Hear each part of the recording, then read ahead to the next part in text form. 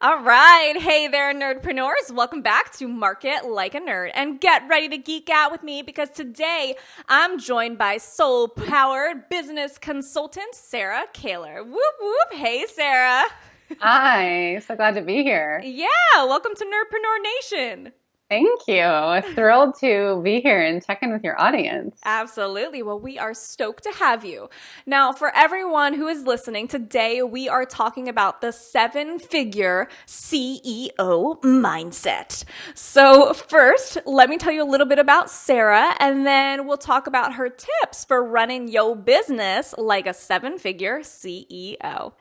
Sarah Kaler is an executive leadership coach and business mentor. For over 17 years, she has developed business leaders across various industries. She works with female CEOs, scaling up high-growth, purpose-driven companies, as well as international brands and Fortune 100 and 500 companies such as Facebook, Lululemon, Nice. Athletica, Intel, Cisco, Levi's. Wow, this is so cool. She's been featured in the Huffington Post, Entrepreneur, Business Insider, Forbes, Yahoo News, Fox News, EverCoach, Inspired Coach, and lots of other outlets. Now that's the overview of her story and biography, but I want you guys to get to know the real Sarah. So before we dive into the meat of today's episode, let's have some fun. You ready, Sarah? I'm ready. All right. So, which one was more stressful, your kid or your corporate job? Oh my gosh. Well, there are so many stories behind this, but I'm going to tell you, what's the quirkiest story here? Because there's stages to this, right? I mean, there's like the corporate part where you just get to your wits' end, right? But then there for all those mothers out there, right? There's the stages of childhood, and Oh, God.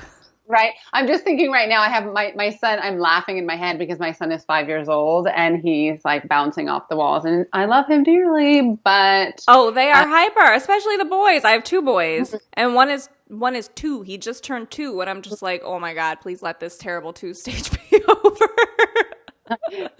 some nights it's like, when is bedtime, right? It's like, give mama some peace, right? Peace and quiet. It's like, beautiful child, please go to bed, right? Fed with So, love. so let's just say the kids are more stressful. How's that?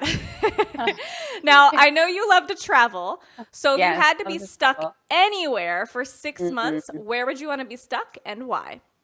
Ooh, this is a tricky one for me because I am a Hawaii woman. I love to, my family, this is interesting. My family actually goes to Hawaii at least once a year, Maui specifically.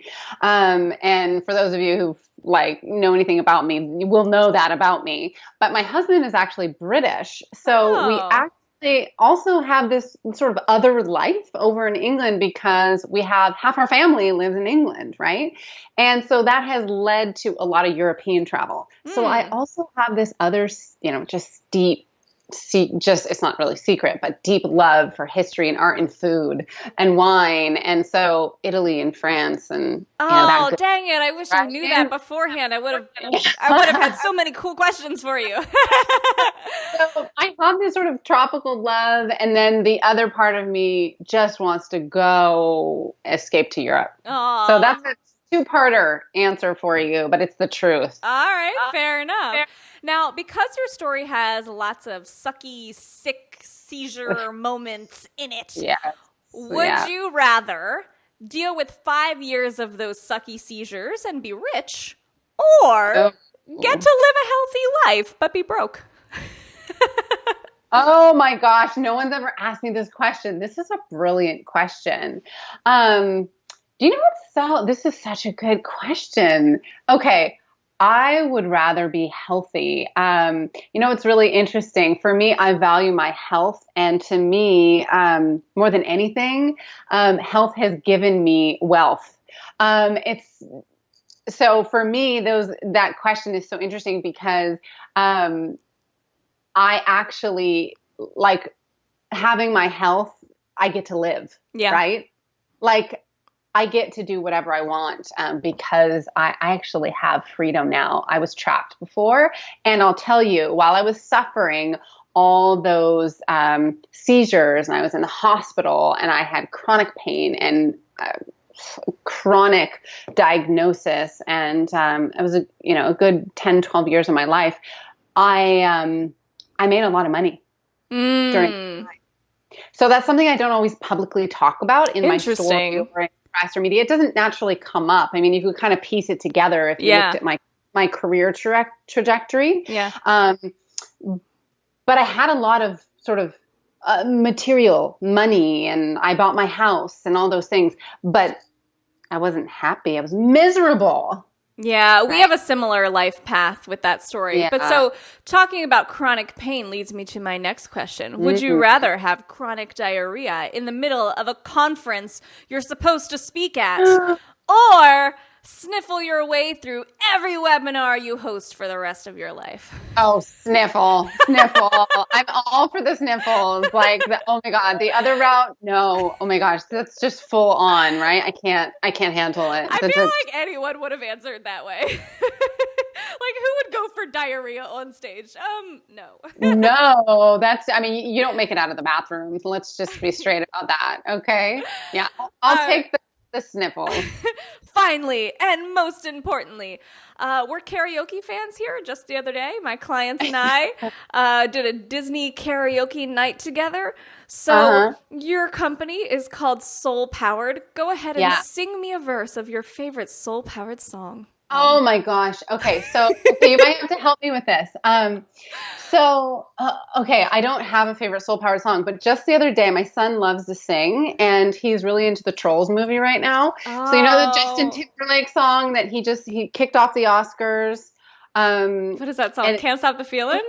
Can't Stop the Feeling. And it's all about dancing and my son and I were dancing around the living room, singing. Of course, I'm like blanking on the lyrics right now, but he talks about having like happiness in his pocket and it's like the sweetest, honestly, like no one can have a bad day with that song. It's like pure love and joy, right? And I got this feeling inside my bones. It's honestly just everyone watching just like turn it on for a couple minutes. Who doesn't love Justin Timberlake for at least a couple minutes of your All right, Sarah, I get it. You're going to talk your way out of karaoke. I can't remember the lyrics. Trust me, if it was on, I could probably like jam a little bit through it. And if my son was here, he remembers better than anyone. Actually, my son and I, the karaoke night that we had together, my son and I did karaoke together. We did a song together in it. They're really good at it, right? I know. Somehow they're really good at it. All right, guys. So just know that after this episode, I'm going to schedule a live stream with Sarah where we're going to do karaoke together. All right. Yeah, okay, I might be half lying, but we can do it. I'm down. All right, that was fun. Thank you so much. Let's get down to business, though.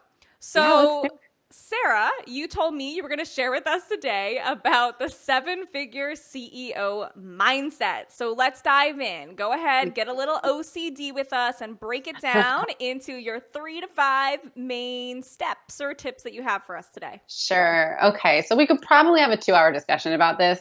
There are so many tips that I could share with you guys. And I love that we're talking about mindset versus just specific strategies, right? Because mindset is so much of the pie, right? And is so much of what actually gets you to where you want to be when you are scaling and especially growing past some of those key milestones that we know so well, the 6-figure, the multiple 6-figure. And so when we look at the leap of 7 figures and beyond, we need to start thinking about a few key things. And we'll start with getting results through others, right? So there's a mindset shift where you go from I am the lead driver here. I create results through others, right? So it sounds somewhat obvious when you break it down that simply, but the reality of how that looks in your day to day when you're the leader of your company, your business, and it's your baby, right? You get so attached as the founder and the visionary to how things get done, what gets done, right? You are the sort of the pulse and the heartbeat of everything, right? So it's natural to have that, what we call founder syndrome, right? You get so attached to it. And yet the mindset of, I need to start to shift into getting results through others, leading a team. And yes, you're still going to have your role and your responsibilities, but that's a really key shift. And you're not going to break through that barrier of 7 figures without that. Yeah, absolutely. And I love that you started with this one too, because it was just 2 days ago. I was on a podcast with John Lee Dumas, Entrepreneur on Fire, and he asks you, one of the questions is, what are you most fired up about right now? And my answer was basically this, what you just were talking about. What I'm really fired up about is I made the decision that I want to have a McDonald's-sized coaching business, and part of that is hiring coaches to coach my clients for me so that it's not all on me to create the results. I also have other people on my team who are helping create results for my clients. And it was something I was very worried about doing for a very long time because I'm very attached to the results for my clients, and I didn't want to let go of that. I didn't want to lose that in the name of scaling. And I had to realize a CEO would find a way to scale and maintain results at the same time. Exactly. And that's one of the biggest fears that comes up, especially in the service provider world, whether it's coaches or consultants or other service providers. They go, well, my clients come for me, right? That's always the biggest fear is what are they going to think? Or are they going to get the same quality of results from someone on my team? Yeah. I mean, if you think about it, and I'll use McDonald's as an example again, which is just funny. I don't even eat McDonald's that much, but they're a big company. It's an easy example. Yeah, right? It's an easy example. If you think about it, the head of McDonald's, the owner of McDonald's is not freaking making you your burger. Someone else is making you your burger. And that's their result. So results aren't just for service entrepreneurs. It's also for product-based entrepreneurs. Whatever your product or your service you're offering is, you don't have to be the one who's providing it. You hire people, you delegate to create that result for you. Mm-hmm. Absolutely. Even if you're McDonald's. Absolutely. And the reality is, in order to be scalable and to have a scalable model, you have to do that at a certain point because there are only so many hours in the day, right? And there's only so much that you can do, especially in, again, a service-based model. If you're selling products, we might be having a slightly different conversation, but it's still the same mindset. We're still talking about the same thing here, right? At the end of the day. And it's really important that service providers understand that in order to scale your business, you have to have at its core a model that is scalable. And that requires other people. And there are very few, even if you aren't, say, bringing in other coaches, there are other ways to involve other people. And bottom line, it's about others, right? And that can look different ways, but you have to have that mindset or you're going to be a block in terms of your growth. You'll be blocking yourself from being able to grow at the level that you ultimately want. Yeah, what I found can be helpful too, because what you're saying here is basically in order for you to scale your business up, you have to be okay with releasing some of your control and bringing people in to help you. What I found can really help you to fill the gap in that vision to determine, who exactly do you need? Who do you need to hire? Who do you need help from? Is to first get clear on what is your ideal vision of your business? What is your business model going to be? And write that out. What in your dream business, what does it look like? How is it operating? How is it running? Write that out first and then go and write out after that, who do you need in place for that business model to come to life. In order for this to happen, who has to be in your business? And then you have a list of the infrastructure that you need. You have a list of the help that you need, and you can start attacking that list one by one. Yes, absolutely. Which really kind of brings me into my second tip or point. It's a perfect segue because you're sort of naturally sharing the tip. Yay. Which is as a CEO, your mindset, you really have to shift into, again, not just being the doer, but being in the awareness, right? Having the mindset that your job is really about resources and relationships. So it's not just, I'm going to go execute and implement and do, or create content, right? You hear that a lot, or deliver my services. But I need to be aware of what does my business need in terms of relationships and resources. So what I mean by that in this context is resources could be financial capacity. That could be funds, right? That could be budget to fuel the growth or the business model. That could be investments, right? That could be, salaries or fees for consultants or internal employees, right? To bring into my team to get me to that infrastructure that you're talking about. And then resources, right? So resources can look a lot of different ways, right? This can be from a human being perspective. It also could be a different type of support that you need in terms of areas of your own personal growth as a leader, right? More on the who do I need to be as a leader to actually mobilize this whole vision that I have. And that's really key at this phase. Oh, you're making me think of a perfect metaphor here. It's kind of like, so you're the visionary, not the implementer.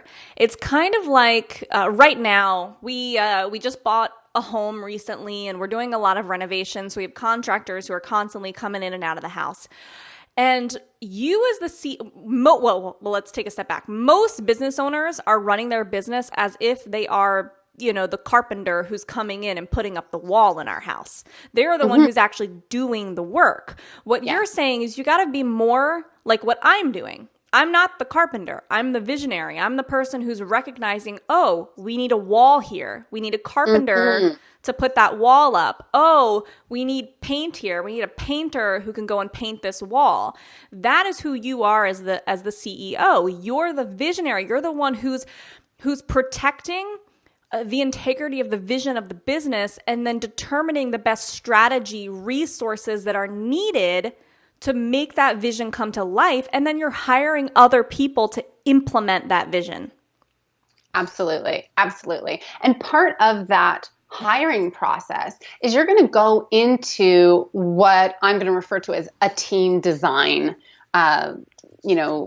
phase, right? Which you were saying infrastructure, right? So it's the same dialogue. You're going to say, who do I need?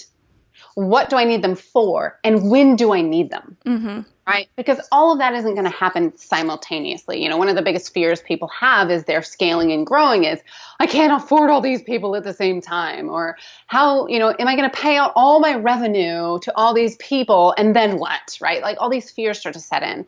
And the reality is these, in your sort of analogy here of bringing in these people to build walls, right? Well, that wall should then bring you an ROI, right? I mean, there should be, if we're going to talk about ROI and having these things sort of create churn in your business where then you're getting financial return, energetic return, mental space, right? So there's a shift that starts to happen in a cycle, if you will, where you're in relationship with the resources and the people that are interacting in your business so that you are always seeing an ROI versus just having people be transactional, right? Yeah. So I've always said that every time I've hired someone in my business, my income has gone up. Yes. And I will say that's happening because you're hiring well, right? So, and I haven't even looked inside your business or had much of an in-depth conversation, but that's how it's supposed to work. Now, a lot of people don't see that because they don't yet have that skill or know-how or experience on how to hire well, right? Well, So what I feel can like a happen lot is of it can yeah, I feel go like a lot sideways. of entrepreneurs is they hire out of they get to this place where they're burnt out and they're at their last breath and then they hire. They're not being proactive about it. They're being reactive about it. Like, "Oh, I'm Yes. tired. I should probably hire a technical assistant now." And but like the event that I'm hiring them for is supposed to happen tomorrow and you have to like rush and onboard people really really quickly so you don't go through the process the right way. You don't go through the motions the right way because you're being reactive, not proactive.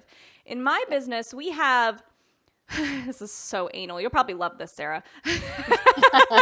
Probably. We have an SOP book. We have a Market Like a Nerd business operating procedures book that's like almost 100 pages of just operating procedures. And the interesting thing about them is that, so first it starts off, the book starts off describing our business model, our dream business model, not the way it is now, but the way we want it to be. Yeah. Then the next page describes the infrastructure. So like who do we need in order for that business model to happen? And then we have operating procedures for all of these people, even the ones we don't have yet. So we have operating procedures right now for a podcast manager, and we don't have a podcast manager. I'm talking to someone, I think, tomorrow about coming on as a podcast manager. But up until now, it's been in the operating procedures, but the person hasn't been there because I knew I had the vision. I need this person, but I wasn't ready yet. So I was intentional about the hiring process and prepared in advance rather than waiting till the last minute. Exactly. And that's so well said and such a beautiful, tangible, concrete example of team design where I think the mistakes, again, that entrepreneurs are making out there that everyone can avoid so easily is saying, oh, everyone's hiring a VA or everyone's hiring a this, that, and the other. That's what I need too. And that's not how you want to approach your team and your position as a CEO, right? Because you want to, again, come back to mindset, right? What is your responsibility? And this isn't just about the to-dos, right? Come back to the belief and the awareness that you as the CEO have a vision and it's your responsibility to fulfill on that vision and to have the awareness of what resources you need. You need to be in a mindset of, like you said, proactively creating that vision so that you can step into it before you even need to fulfill on it, right? Because just like goal setting principles, right? We know if we write down the goal, right? And we create the vision, we write down the goal, we're more likely to do it. It's more likely to come to fruition, right? We start to behave and act and live into that goal, right? It's the same premise, right? And we move and act and live with intention, right? So that you want to just do the same thing, right? On a simple level with team design, you're going to say, this is what I need to fulfill on this vision, instead of just saying from down here, like lowest common denominator, oh, I think I'll get a VA at the last minute because I'm desperate. That's not fulfilling on your vision that has you leading at your highest level. Yeah, absolutely. Now, Sarah, I want to ask you a question that's going to kind of give us a little peek into your business because we're talking here about, a 7-figure CEO business where, you, Sarah, you run your business like a CEO. You run a 7-figure business with team members who you have intentionally brought on into your infrastructure, into your business to support creating your vision. Can you give us a glimpse of what your infrastructure looks like? Yeah, absolutely. So currently our team, we've had many iterations of team, as I believe all companies do and should have. As you grow, your needs will change. Currently right now, there are 12 of us. And we are growing rapidly. So I expect that to morph and change over the next, say, 12 to 24 months. And I don't know exactly yet if that will mean tons more people or if it will just mean that a few people's roles will shift and change. Because sometimes it's not necessarily about quantity of people. It's about making sure that you have the right people whose strengths, right? We haven't quite had a strengths discussion here yet, but strengths, right, are really contributing in the right ways to your overall mission and vision and moving you forward in the business, right? And driving those results. So I think as long as you are moving in that direction ultimately and you have the right roles, and those roles potentially can evolve over time, where people can, what we like to say, be promoted or even just take on more or slightly different aspects of the business or company as you grow. Potentially people can grow within the business and you don't necessarily have to continue to tack on more people. So we have a really solid group of people that range from content development to marketing and sales to operations to like type of COO kind of role. What else would I say? Are you hiring contractors? Or are you hiring employees? What is your hiring structure? Both. We have internal employees and we have contractors. Oh, interesting. Cool. Yeah, I used to do that too. I used to do the employee model plus contractors. And after closing down my last business, now we're all contractors, but we're shifting into S Corp employee type of stuff again. So it's interesting how it can kind of morph as you grow, because sometimes your vision morphs and your team members have to morph with it. Yeah, and I think there isn't we do so much work around teams with startups and online businesses and companies of all sizes. And there's not one right answer. Again, it comes back to what is your vision? Where are you headed? Where do you need to be in the next 5 years, right? All those bigger questions for you as the leader, because for us, we know where we're headed in the next 5 to 10 years. And we know we're going to need a lot of people in-house. And so we need full-timers in-house. And yes, we still need those agile, flexible contractors who can also support us. But our contractors are just as involved in our culture, in our mission, in our vision as our internal full-timers. But we know that from a capacity and bandwidth perspective, we need those internal employees. So for us, it makes sense, but it may not make sense for a lot of people's businesses. Awesome. Cool. So let's imagine that the listeners have said, okay, Sarah, I buy into this idea that I am going to get results through others. I'm going to allow people to help me to help others. Let's say they say, okay, Sarah, I buy into this idea that as a CEO, I'm a visionary and I'm going to hire other people to be my implementers. What would you say is your third tip, or what would you say they should do next? I think when you start to move into I'm going to say the preparation for hiring, because usually what happens is people zoom off into hiring, right? Okay, great. I'm going to go hire somebody, right? So before we do that, I want to talk about the mindset of hiring. Let's get you in the frame of what do you need, right? And we talked about team design a bit, which is part of it. But let's talk about that strengths-based perspective a little bit, because I think it's really, really important to not just talk about what we throw around so much, which is really valid, which is the zone of genius, right? So we all love the zone of genius, and it's legit, and it's true.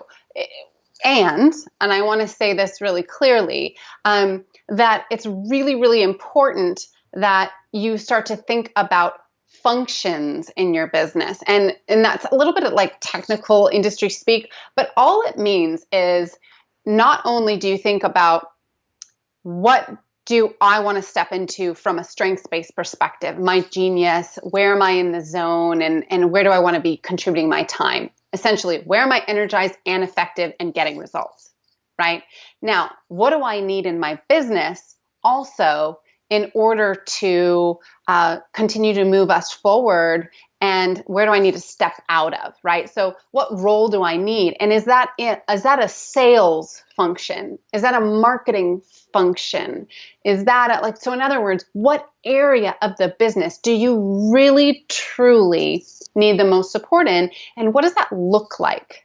Okay. And it's really important to think like that and not, again, just rush off to the hiring process, because you want to start to build out your business in areas that you're really supported functionally, and then you can interview for strength, right? Yeah.